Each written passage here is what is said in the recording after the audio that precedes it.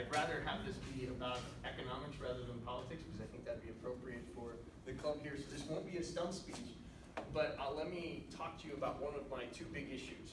The other one, which we're not going to talk about, is healthcare reform. And there are a lot of things in our healthcare reform system that would be vastly improved by just a little sensible economics. The simplest one is you can't get prices in advance. There are no price tags in most of our healthcare system. And you guys, many of you are too young to have had to, go through the process of getting health insurance and this and that. Your parents do, right, through your employers. So you don't know the full disaster. But basically, if you have health insurance in America, which is a good thing, you go into your doctor, she does something for you, and then 3 months later, only then you get this crazy bill with insane numbers, and then there's a line down at the bottom that says, like, you pay this amount, right? Because they give you the prices 3 months in advance, there's no competition, there's no comparison shopping, and behind the scenes, the providers can jack up the prices of everything because literally no one can watch, right? It's not that we don't want to watch and ask, hey, are you overpaying for that or overcharging? You can't get the numbers, right? So stuff like that makes me very angry about our healthcare system, and I want to go fix it in Washington. But for this audience today, let me talk about my other issue, which is student loan debt and the high cost of tuition, right? You guys are fortunate to be in a state that still, relatively speaking, put some money into subsidizing its public universities, right? So the Cal State system, the UC system, they're getting up there in price, but they're not anywhere near private college tuition, right? And but on the other hand, California's degree of subsidization of, say, the UC system, Cal State system, has shrunk dramatically over the last 10 years. I only think I know the numbers for the UC system, so forgive me, I maybe should have prepared the numbers for the Cal Polys and Cal States. But as recently as like 2006, almost 50% of the UC system's budget was just money transferred from Sacramento from the general state tax revenue, 50%, right? It's now down to, I think, under 10%, and they're heading towards zero. Basically, the state said, we're gonna spend money on other stuff, and UC system, it's your problem now, raise tuition to make up for it, yeah. How can they justify that since California has a, let's say, GDP equal to France or big countries throughout the world? We're making enough money to support the military, and those countries give their whole, yeah, they pay higher taxes, but they give everybody health care. Where's our money? Okay, so we're in a representative democracy, and there's a lot of special interests and pressures, and our political class in this state has made certain spending priority decisions, which I agree with you are completely unwise, right? You should invest in the next generation, you should invest, people are going back for job training, all this stuff, and we're making it hideously expensive right now. So the answer to your question is there's no good justification, right? Totally down with that. So, but let me talk to you about this more general problem of college tuition getting completely out of control. And let me also, before I get further on that, point out that it's also the cost of vocational training and any sort of post-high school kind of stuff. So I have a friend whose son wanted to become a Harley-Davidson mechanic. That was $60,000 for a 15-month class, right? Yeah. And there's no way young people can afford to pay for that except by borrowing the money, right? State of California, it's now mandatory 2-year licensing process if you want to be a cosmetologist and dye hair and style hair. You go to any of the for-profit colleges around here, I mean, there are ways to get the training for cheap, but the programs are rare at community colleges. Like, there aren't a lot of cosmetology programs in community colleges. So most people end up going to a for-profit school, and they're charging $35,000 a year now. So and most people can't pay for that. Who has $35,000 a year lying around? So they borrow the money. And so then you have someone who's trained to be a cosmetologist. She may be kick-ass at it, or he may be kick-ass. But then they're making probably no more than $20 an hour, including tips, maybe, and that's generous for that profession. And yet they're trying to pay off $70,000 of student loans, right? So we've hamstrung an entire generation here. And so I'm going to keep referring to college tuition costs, but I mean anything post K through 12, right? It's all gotten completely out of control. Now, you know that joke about like a fish doesn't know it's swimming in water, right? All of you who are younger, right? I'm only 45, but if you're younger than me, you grew up in this system, and you just think of college as being really expensive, right? And everything being a problem, and how am I going to pay for this? And maybe some of your younger siblings in high school now are thinking, do I even want to go to college? I've met several kids like that. They're just like, I don't want to take on the debt. But things didn't used to be this way. if you go and talk to anyone over about age 60, so people about 15 years older than me, and ask them, did you take out student loans to go to college? They'll all look at you like you have 3 heads, because none of them had to. And the reason, it wasn't just there wasn't a student loan program back then and the loans weren't available, it was because college education and costs were, by our standards, freakishly low, okay?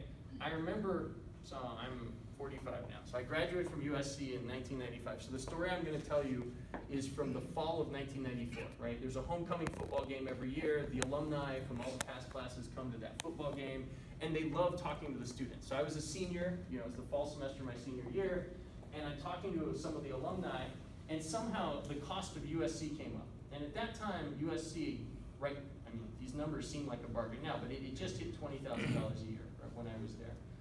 It's now $72,000, $74,000, right? It just hit $20,000.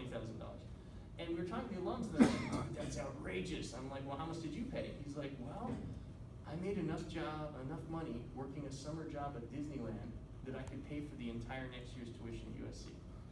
And at first I thought this guy was pulling my leg, but then you start talking to other people who graduated from colleges in the 60s, 70s, even into the early 80s, college was really affordable. And virtually everyone could put themselves through working part-time.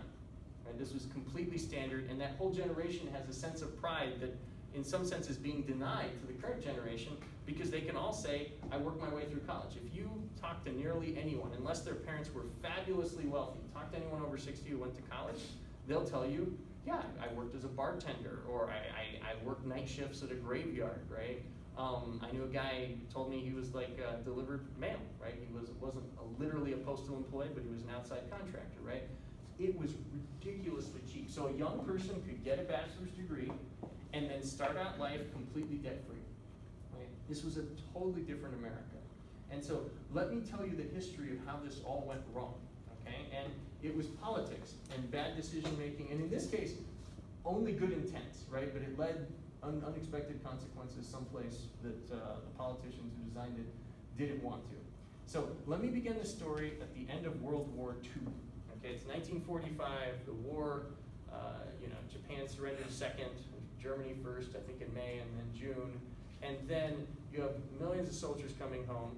And this was an America, you have to understand, that by our current standards was freakishly uneducated, okay? As late as 1940, only half of American 18-year-olds completed high school. As late as 1940, right? And so, but by the 1970s, it's completely routine for kids to go to college, right? At least half are going to be going to community college, and then about half of those go on to a four-year college. So 25, 30% of that generation ended up going to college, right? And that's crazy, right? Between 1940 and 1970, there was this big change. So what happened? And the answer is the government very wisely, after World War II, put a pile of money every year, and these are state governments, the federal government, local governments, into higher education, right? We already had, you know, elementary schools, primary schools. The United States had been one of the world leaders of this throughout the 19th century. We even had normal schools, which were schools to train K through 12 teachers, right? That was a typical thing a lot of people did in the late 19th century to become a teacher. But this was the big push after World War II for college level education, and then grad school as well. And so the most famous part of that was the GI Bill, right? So soldiers coming back from the World War II service were basically given coupons that said, here, go get a bachelor's degree, the federal government will pay 100% of this, right? Awesome. And so there were a bunch of guys who grew up really poor, and I say guys mostly, there were women too, because women served, you know, not combat roles back then like now, but they served and they got GI Bills. But it was mostly men from poor backgrounds who suddenly had the opportunity to go to college. A lot of these guys had also ended up in leadership positions within the military, right? You know, you could end up a chief master sergeant, chief petty officer, or something, coming from a very humble background, and then you figure out, yeah, I'm smart, I'm good with people, I got these skills, yeah, I can tackle college, right? So there's this great combination of a whole cohort of people who are like really confident that they could do it, and then they were given the resources to do it, right? Here's your GI Bill. Now, GI Bill is the most famous thing the government did, and everything I'm going to be describing here for the next few minutes is about the government putting lots of money into the higher education system, okay? The other, yeah? What does GI Bill stand for? Oh, GI, so you know. soldiers in World War II were referred to as a nickname, GI, and that's, but it stands for general issue, because when you were getting issued your uniforms, they gave you the general issue boots, and the general issue pants, and then the general issue jacket, and then all the soldiers after you shave your head looked the same, like an industrial product, so they were general issue. So the soldiers were called GIs in World War II. In World War I, they were called doughboys, and I don't know why they were called doughboys, but they were, oh, because they were little gingerbread men. In their uniforms, everyone looked the same, so the army had made them look identikit, right? So the GI Bill was basically the soldier's Bill of Rights, and it guaranteed other things too. You could get really subsidized home mortgages. They did a bunch of other great things in there, but the most famous part is the free college tuition for the soldiers coming in. And we still have versions of that now, right? You go serve, I think you have to serve 4 years in the military right now, and then there's a pile of money waiting for you on the back end to go to college in the private sector. So the other thing we did though, is we generally, it's had nothing to do with the military, we just put a lot of money into building out supply, right? The supply of higher education. So in 1950, for instance, there were only 2 UC campuses, right? University of California campuses. There was UC Berkeley up north, and then there was UCLA on the west side. Just 2 of them in 1950. We now have, what, 9 UCs, right? I think it's about 9. There were no Cal States in 1950. We now have, between the Cal States and the Cal Polys, I think we've got 25, 27 campuses, right? There's lots of them, right? And then we also built out 59 community colleges all over the state, right? And they took this seriously. If you ever have time to look into this, there was a thing called the Master Plan for Higher Education in California, which I think was passed in 1955. It had like a 100-year plan for this, right? So the government was taking this seriously, but from an economic standpoint, what mattered was they were putting money into the supply side, right? You can put money and make demand side subsidies, supply side subsidies. These were just supply side subsidies. And the way this works basically, anytime you increase supply faster than demand, the price falls, right? You know, if you get a bumper crop of strawberries, suddenly the price of strawberries at the store is much lower, right? And so what basically the strategy here the government pursued was really simple. There was this huge generation who was growing up and being born, the baby boomer generation, right? Because the soldiers came home after the war, people weren't having a lot of babies during the Great Depression because it was so poor. In World War II, the men and the women are largely separated because everyone's overseas. Come back, birth rate skyrockets in America, right? So the baby boom generation is the largest generation in America, except right now, I think just due to population growth, the current bunch of kids who have been born in the last 10 years, they will be the bigger, even bigger than the baby boom generation. But they don't look like this massive spike, right? Just birth rates have actually been trending down. It's just there's so many people now that even with a lower birth rate, this cohort's going to be bigger. But the baby boom generation was a shock, but it was a visible shock with some lead time, right? If it's 1949 and suddenly right here in, say, you know, Pomona or somewhere, there's 60,000 kids being born, you realize, wow, 60,000 kids this year, we need a lot of high schools 8 years from now, 10 years from now, right? So the government was able to get ahead of this, right? They saw this bunch of kids coming down the pipeline. And so basically, we as a society, and it wasn't just here in California with the UC system, the Cal State, but all over America, especially with public universities, we increased capacity faster than the baby boomers were turning 18 and going to college, right? Supply increased faster than the demand for education services. And anytime, again, supply increases faster than demand, the price falls. So if you go back and look at the data, and I'm just going to do this sort of from memory.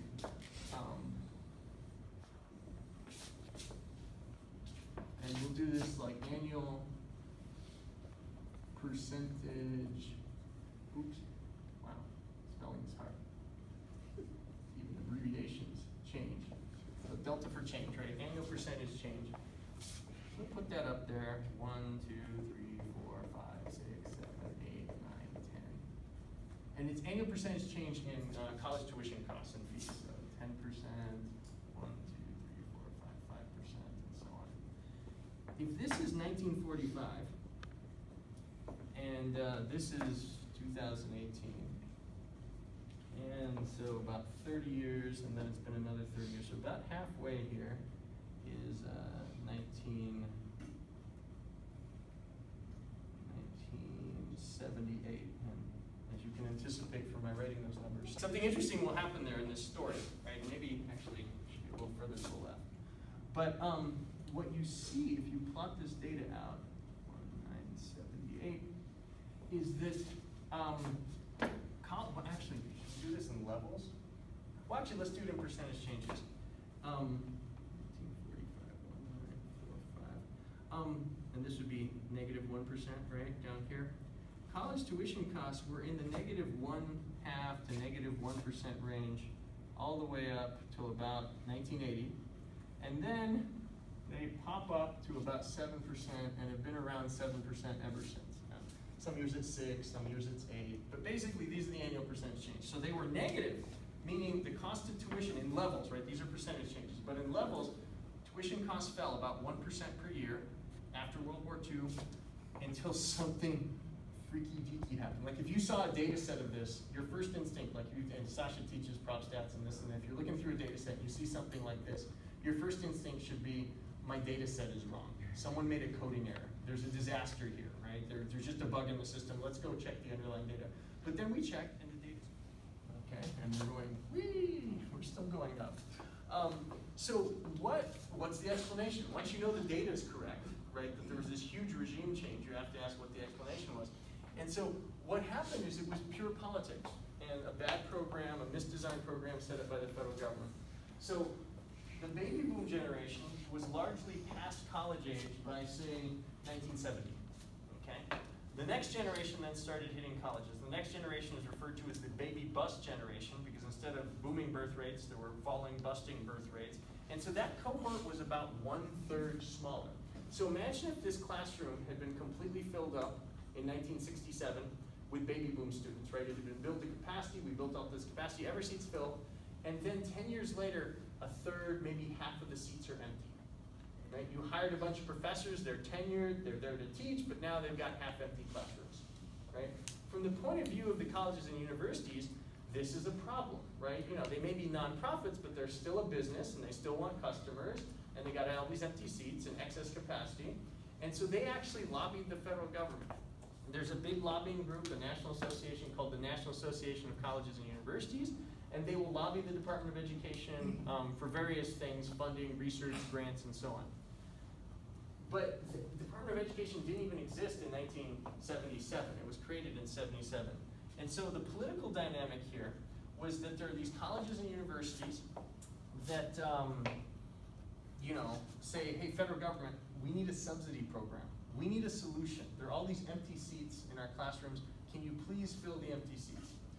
It also just happened that there was a presidential election in 1976, and you know, it was Gerald Ford, the former vice president under Nixon, who had become president when Nixon resigned and then had, not impeached, what's the word? Pardon. Thank you. Pardon Nixon so that nothing bad could happen to Nixon. And of course, there was a lot of leftover political angst there against why would Ford pardon Nixon.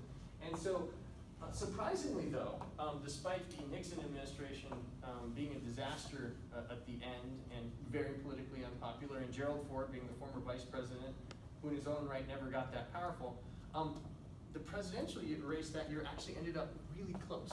Jimmy Carter, the Democrat who ran against Ford, who was a Republican, barely beat President Ford, right? Carter barely won. Carter was the governor of Georgia at the time when he ran for president.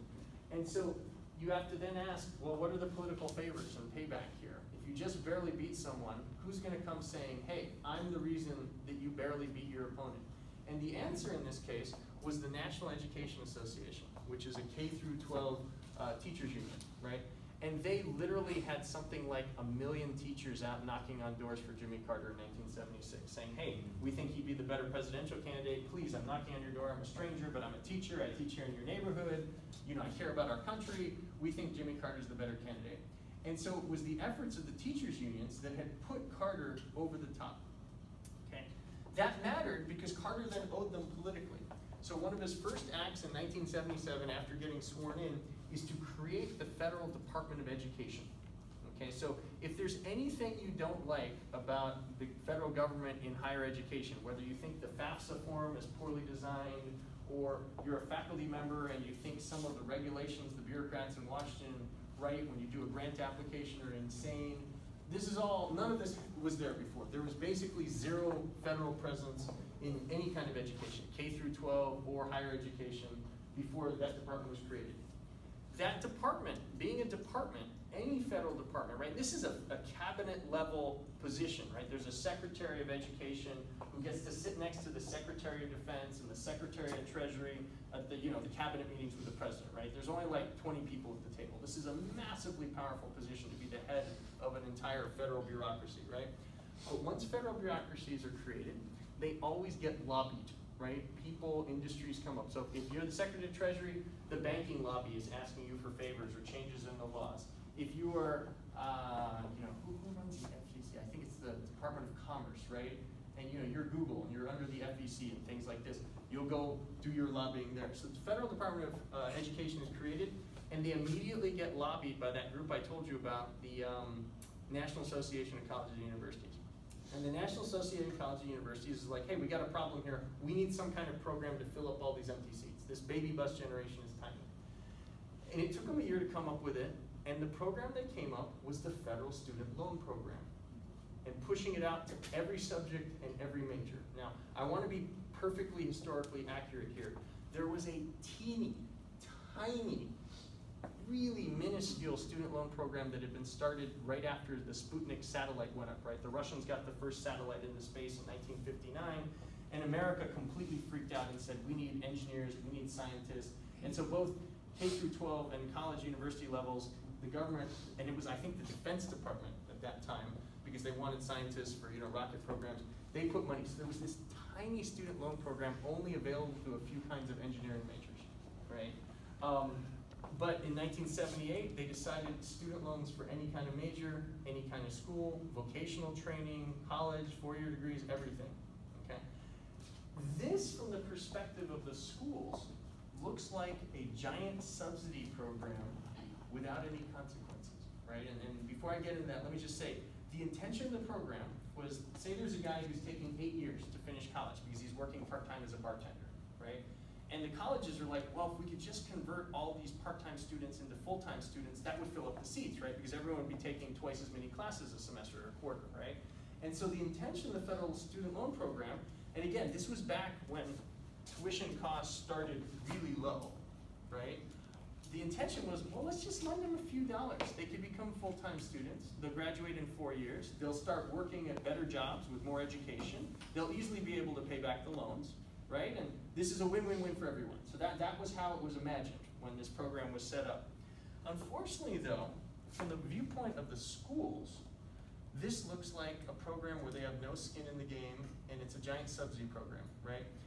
If any of you were to take out a federal student loan, say at the beginning of, well, right now, beginning of a new school year, the money, do you ever see the money? Does it go through your checking account, your bank account, or your parents, even if they co-sign the loan? No, the money goes directly to the school.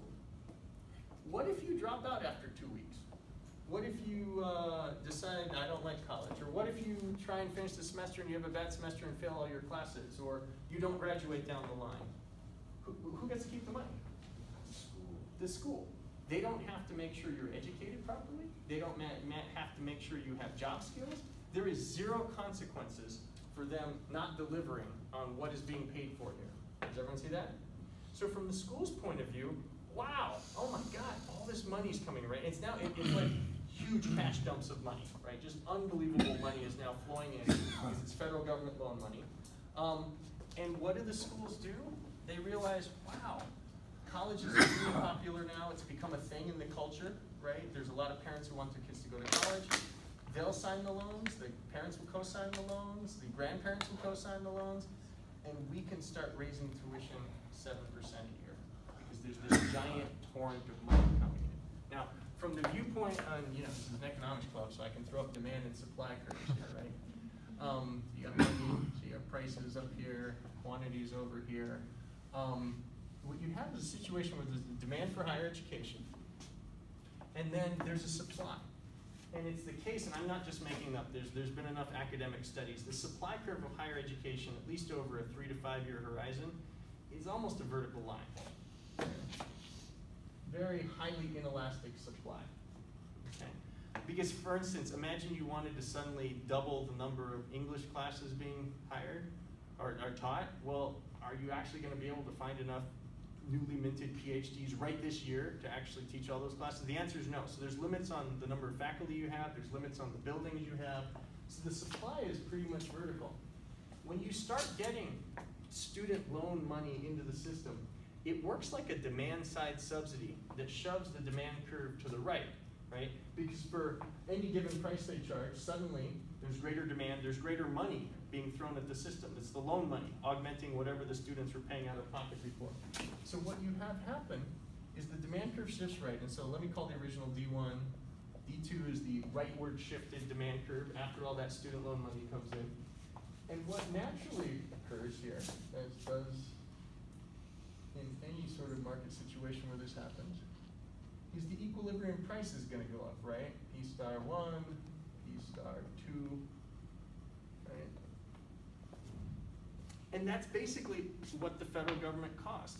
You just throw more money at the system and the equilibrium price rises, right? And so you go from a world where because of efficiency gains in percentage changes, they're negative for decades, to a world where suddenly it's 7% per year tuition growth, all because of this subsidy program, right? And the money keeps going in because the schools figured this out. We can raise tuition 7% this year, and next year the federal government will just lend the kids 7% more money. They actually accommodate any of our price increases. Then the next year you raise it about 7% again. Following year, the federal government will lend them the money. And it's like this ratchet effect, right? The tuition just gets driven up and up and up and up. And so we went from a world where college costs were falling every year, and this is also a proxy for vocational education, anything post-high school, right? They were falling every year, to this one where the percentage annual changes are ridiculously high, right? Can you get 6% returns at your bank? Do most real estate investments or even the stock market in most years, can they beat 6%? The stock market on average, right? But most investments can't, right? And anything safe can't beat 6%, right? 7%. So this is a really high interest rate or percentage change rate in the economy. And so let me put it into starker, more disturbing terms. So you guys know the rule of 72 for exponential growth, right? So take 72, and if you have something growing at a X percentage rate, take 72 divided by X, and that'll tell you about how many years to double, okay? So take 72 and divide it by 7. That means it's going to take about 10 years to double, okay? So we went from a world where college costs were falling every year to a world, and the program began in 1978, it's about 1980 that you see the 7% growth. So it looks like it took colleges 2 years to figure out, all this money is coming in, let's raise tuition, right? So it takes them about 2 years to figure that out. And then it gets driven up, and demand and supply is the basic story here. But let's think about this 7% annual growth and the fact that things double every 10 years. So between 1980, when you see this, this hockey stick start forming, 1980 and 1990, those 2 years, so during the 1980s, college costs double, right? Because things are growing 7% a year. Then in the 90s, they double again. But a doubling of a doubling is a quadrupling. Then in the 2000s, they double again because we're still growing at 7%. But a doubling of a quadrupling is an octupling, 8 times higher. And we're currently working on the next doubling in 16 times higher tuition. Okay? And this is all just the most basic supply and demand, basic economics you could imagine. It's also the case, no one anticipated this in 1978. No politician even would have signed off on this, right? This was well-intentioned, but if you create a subsidy program, you're going to increase the price of whatever it is you're subsidizing if the subsidies are on the demand side, right? Let me label this. Somebody had to see that it's increased the price because now we could get more government money. Well, I'm sure if we went back and maybe there was congressional testimony on this, there were probably some economists who did, but the amounts of money they were loaning out at the beginning were like a couple $100 a year. Because in 1945 you had the subsidy of the GI Bill. Yeah. But that actually worked in the public's favor. Yeah. So actually, yeah, that's the point of exactly, thank you. That's exactly the point I'm about to make. The student loans, this is post-student loans, right? The subsidies were on the demand side. Before the student loans, B-E-F-O-R-E, student loans, and let me put 1978 there, 1978. before and after. This is the after, this is the before. Before, you could draw your demand and supply curve, and it works the way you're just describing the GI Bill. So price, quantity, here's the demand curve, here's the supply curve. It was nearly vertical over the short run, any 2 or 3 year period, but if you want to build a new UC campus, right, and what's the latest one we built? Merced? And what was the most recent Cal State? Channel Islands? Yeah. Okay. It takes you got to break down, you got to build the buildings, but you can shift supply curves to the right if you throw more government money at it. So think about this as the supply curve after World War II, year after year, right? We built one more UC campus, then another, and then another, another. You have multiple rightward shifts, and I'm just only going to draw one. So if this is S1, we'll go S2, but there's an S3, there's an S4. You can keep driving it to the right by building more schools. And so you had a world then where prices, and we'll call this P star 1, fell over time, right? P star 2. And that's what was going on prior to the student loan program. The government subsidies were there, but they were on the supply side. They were shifting the supply curve to the right. Afterwards, you put the subsidies, the loan program, on the demand side, and you shift the demand curve to the right, which just drives up the prices, right? So basically, the solution to our current student loan disaster crisis, and it is a crisis, right? I've got former students, many former students, who are hundreds of thousands of dollars in student debt, right? And these are all the young people who did everything we asked of them, right? These are the kids who studied in high school. They weren't out partying and doing crazy, well, maybe a little, but but they kept their grades up, right? Then they go to college, and they're not partying. Well, maybe there's a little partying, right? Do you guys have fraternities here? Okay, there's maybe some partying, but they keep their grades up. Then they go to grad school, right? But at each of these stages now, there's a very high likelihood that it's way too much money for your family to afford, even if you're being given some grants and work studies, and you're going to take out loans. And so I've got many former students, at least 10 that I know of, who are $300,000 in debt or more after grad school, right? I found out a recent case. There's this great guy, Max Fahir. He's now an entrepreneur. He's in his mid-30s. Interesting guy. He was born in Afghanistan. Family moved to like Baltimore when he was like 8, but he speaks fluent Arabic, Pashtun, and Farsi, and then after college joined the Special Forces, and he did 3 tours in Iraq, right? Because he could speak all the local languages, basically. So he's come back. He's a successful entrepreneur now. He owns a chain of sports bars out in the San Bernardino area.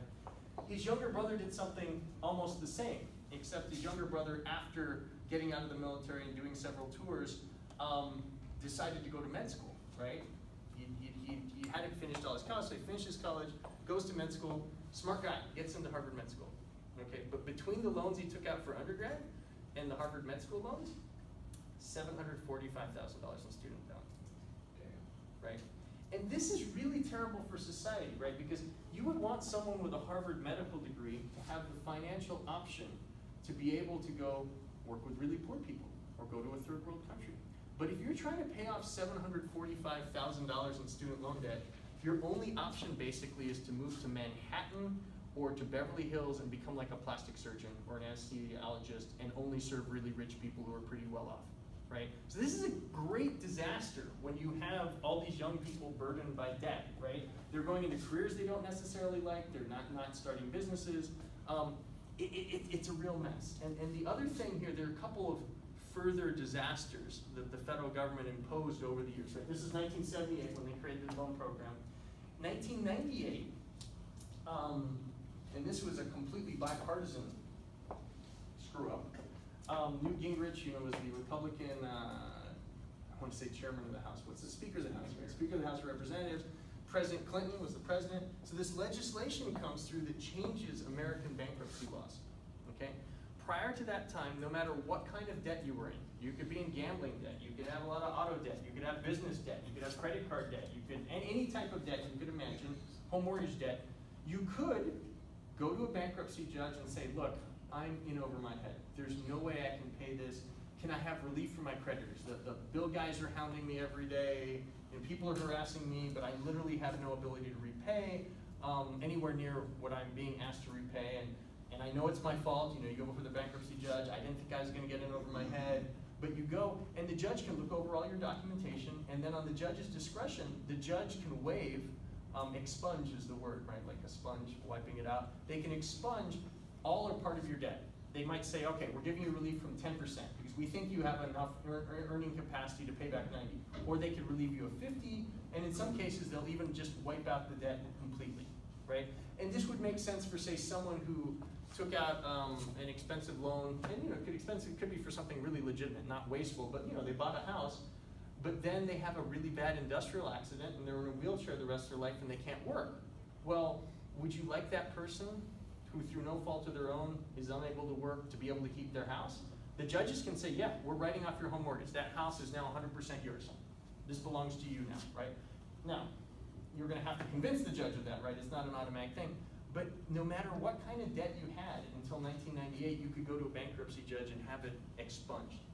Unfortunately, Congress that year thought it would be a good idea to remove that protection from student loans. And the argument went as follows, and it was one of these cases where they thought they were doing someone a favor. The argument they were making was, well, and you guys, if you're younger now, you've grown up in the era of the direct lending program. All the student loans now come from the federal government, right? Department of Education, fill out your FAFSA. But go back 10 or more years, the loans had to go through a bank first. So you'd apply to, say, Bank of America for your student loan, or Citibank, or this and that, right?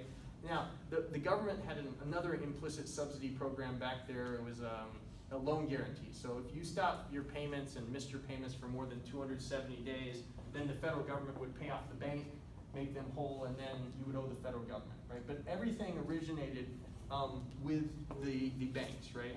And so it was the case then, since things are going through the private sector, people were like, all right, we've got in our heads here, there's some sort of market interest rate for student loans. If we made it safer for the banks to lend money to the students, then the banks would charge less interest rate to the students, right? Because banks charge higher interest rate on riskier loans and lower interest rates on safer loans. And so the thinking was, if we now make it illegal for any student to default on their loans, even in the legitimate way of going to a bankruptcy judge, if we now prevent that from ever happening in the future, then banks will think, oh, this is great. We're much more likely to get repaid. Students can't go to a bankruptcy judge. They can't expunge anything. Therefore, we'll lower the interest rate. So this was actually thought of as a good thing for students, right? Unfortunately, though, it hasn't worked out that way, which you shouldn't be surprised of when Tom's tuition is growing like a hockey stick, right? Students have been forced by this system, by demand-side subsidies, to deal with ridiculously high tuition. They're taking out massive amounts of loans to deal with it. And then if they get in over their heads, which is very likely in a system where someone finishes with $745,000 of student loan debt after med school, they can't go to a judge and legitimately say, hey, this is too much. I can't do this. I literally can't make enough money, right? These things are deeply offensive. And if you know anything about our history in the West with debt, right, there used to be debtors' prisons, there was all kinds of insanity. We finally got rid of that about 100, 120 years ago, 1880s, 1890s, shut down the debtors' prisons because we allowed for bankruptcy protection. Debtors' prison was actually an extortion mechanism. Like if you had borrowed money from me and couldn't repay me, I could get the government, send the police over, they'd arrest you, put you in the debtor's prison. And the point of this, and you're like, well, she can't work in the prison, how's she gonna repay Flynn? The point though is your relatives would feel so sorry for you that they would pay you back and then you'd be released, right? So it was actually a form of kidnapping and hostage taking, right? Horrible, right? We got rid of that 140 years ago, but no one's gonna go to a debtor's prison now, thank goodness, but if you have to deal with 40, 50 years of harassment from creditors because you can't pay your loans back, and they also have set up a system, right, where people get all these interest and extra penalties if they can't pay, right? And so journalists will easily find cases where, say there was someone who went to college in the 1980s, they borrowed $30,000. At various times, they've not been able to pay, they fall behind. But if you fall behind, they put all these huge penalties on it. By huge, it could be $10,000, $20,000 penalty. They raise the interest rate up to 20%. Like all these crazy things happen. So we've created an unconscionable system, and none of this was intended, right? By this student loan program that turned all the subsidies from supply-side subsidies that we were using after World War II into demand-side subsidies. So this is a disaster, right? And I'm running as a Republican candidate for Congress. I'm a quote-unquote conservative. This doesn't mean we're conservative on everything, right? The Republican Party was literally created in 1804 to abolish slavery, and it did in 10 years. right? This was the party that actually pushed through women's suffrage. Believe it or not, the Democrats were aligned with the unions at the time, which were almost all male. They didn't want women working. They thought it would lower men's wages, right? So it was actually the Republicans, especially Western state governors, Wyoming, stuff like that, that pushed through women's suffrage, right? So this is a party that has a nice tradition of actually pushing forward change. But we're conservative when it comes to stuff like this. You want to conserve what works well. Right? You don't conserve everything, but if there's something working really nicely, you want to conserve this. And so when I see this situation, not just as someone running for Congress, but just as a straight out economist, I say, well, this is dumb. This is turning an entire generation into indentured servants for the rest of their lives. Right? And it really is for the rest of their life. The government keeps statistics. And you guys ever use FRED, the Federal Reserve database for the data?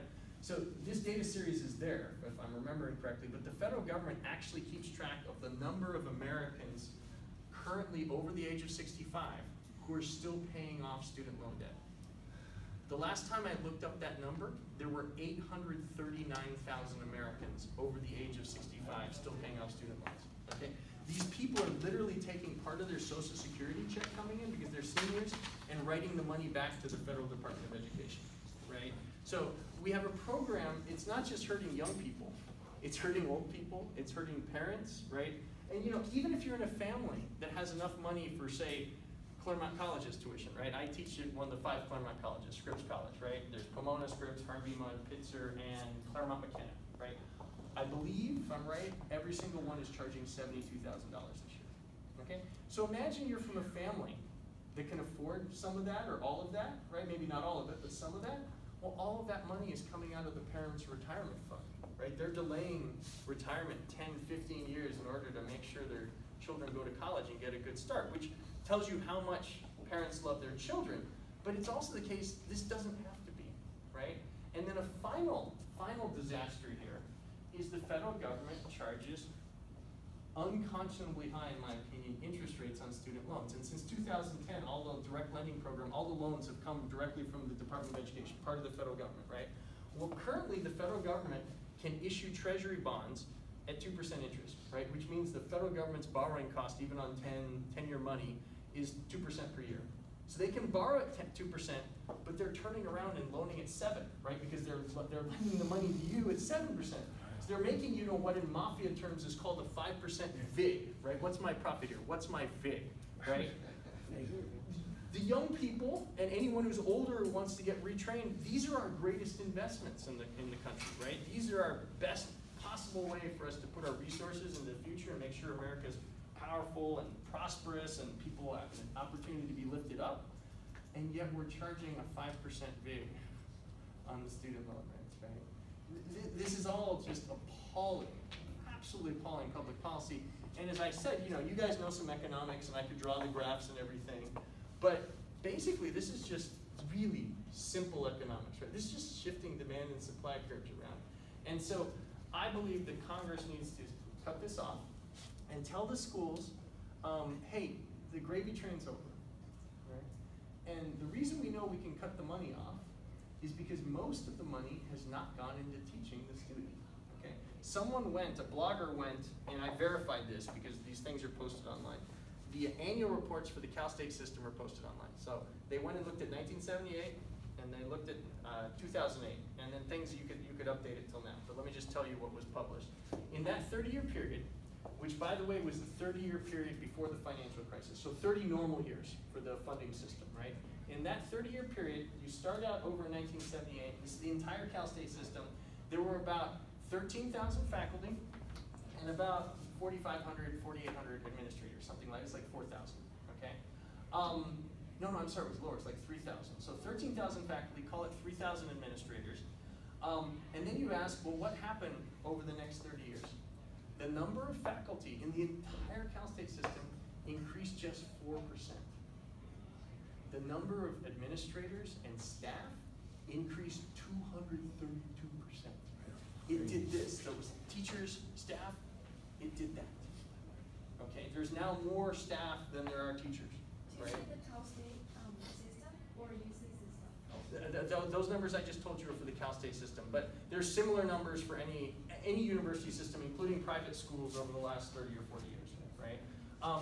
Where does the money go? Well, it goes into salaries for these people. It goes into fancy rock climbing gyms, right? I heard about this. Right? Sushi bars at the dormitory, really fancy dorms, right? There are a bunch of colleges now that actually offer, well, it's not offered, it's mandatory maid service, right? Claremont McKenna, other places, maids come in twice a week to clean up your dorm rooms, right? And in private schools, at least, that's pretty standard now. Partly because boys don't clean on their own, right? There's some gender issues going on here, right? But we've got this crazy, ridiculous system where it doesn't have to be like that, and we need to unwind it. The demand side subsidies need to end. And then just on supply and demand, like just imagine this just here, this demand curve just shifted back to the left, prices would fall. But imagine not just you take away that subsidy and prices fall because of that, then take the money that used to be lent out and going into a demand side subsidy, stick it into a supply side subsidy, and now you've got demand curves going left and supply curves going right, and the price really falls, right? This stuff is just so simple.